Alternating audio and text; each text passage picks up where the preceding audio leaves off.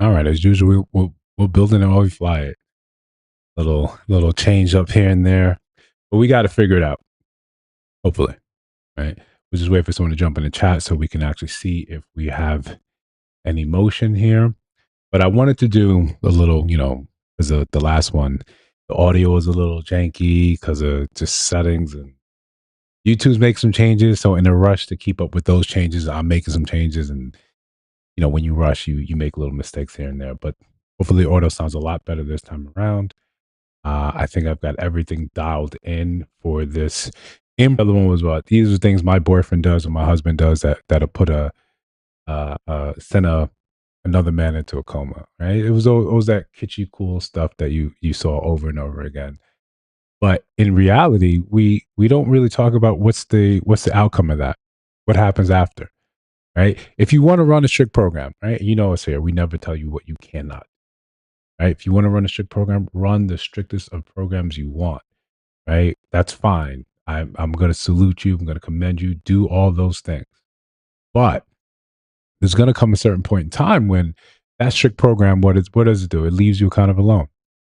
It leaves you by yourself. So, and that's typically fine in what we're hearing a lot. We're hearing that's what we want. That's what we want to be. Fine. I'd rather be by myself than this. We believe in the social media hype. We're buying into that hook, line, and sinker. We're jumping into that. We're believing that this is the way it's supposed to be. That if men cannot do, in a way that's more digestible for the algorithm. One of those things like, okay, if you want to run a strict program, you got to be prepared for when the people say, I don't want anything to do with this program. Right? I'm good with it. I'm good where I am. You can do whatever you want to do. I'm cool right here. That sounds good until you get to those lovey-dovey days of the year, right? Those days where your partner's supposed to, or the displays of love, the Christmas, the Thanksgiving, the Valentine's Day, when you're supposed to display the love, the affection. Then I think we get a closer look at what's reality, that people do want to be with other people. And then when they're not, that's when you see a lot of this come out. Of all the decenter men content, what happens when it's talking about love now? When it's the commercialized celebration of this, then you hear nonstop reasons why it sucks, reasons something else bouncing up my mind from the last live that we did. We're just giving out little gems and little stuff that we're seeing that's going to affect the market because we want to create a community where you can actually, it's more than just you give me the views, I'm giving you back something as well. Valentine's Day disappointments. The day after Valentine's Day is actually number one when it comes to how many disappointed videos I see on my timeline. I made a mistake and said the day after Christmas in December, and a lot of y'all commented, just wait till February, girl. And unfortunately, I did. Oh my God, I hate this for you all. And like logically, if this man is awful 365 days, well, let's take away two, Valentine's Day and Christmas. 363 days out the year, you got to beg for the bare minimum. Why would he show up? But you know what? I did see some better videos of young men comparing their flowers that they got their woman. I like that. I too received my flowers, chocolate, and balloon. You feel me? But like, I was really stunned by one video I saw where this wife was like kind of just talking to her husband about how disappointed she felt. And he says, I love you for you.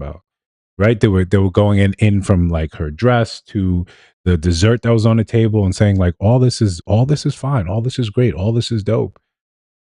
But her follow-up video for that was admitting that the whole thing was staged. That she was coming back from a work conference and that she wasn't actually on a date. She was just doing this, and then she tried to backpedal saying, I don't really understand TikTok. I don't really understand how to use these things. So there's part of us when you want to believe what people are saying. You want to believe that what they're putting out there is actually genuine, that they're sharing parts of their life because they want to be heard and they're missing that in their lives. Or, they just want to commiserate with other people. We want to believe that the internet is used for like an altruistic space or an honest space at least. But what do we actually see? What happens? That it's very far from that. People are going to use it in ways But I just saw a girl and a dude hug at Amazon, and it was a guy passing around like presents, and he gave one of the worst girls with the worst attitudes. A girl that treats you terrible, don't care about nobody. A a Valentine's Day gift and I didn't get nothing at all. And I feel as if I'm a wonderful girl. So if she looks familiar, it's because she posted something a couple months ago where she was working at Amazon and she was showing off kind of her body and talking about how she was kind of upset that men weren't coming up to her. She's seeing watching all these people at work, you know, hit on other women, hook up with them. She was watching all this and comparing her life to theirs and then feeling kind of left out. And it sparked one of those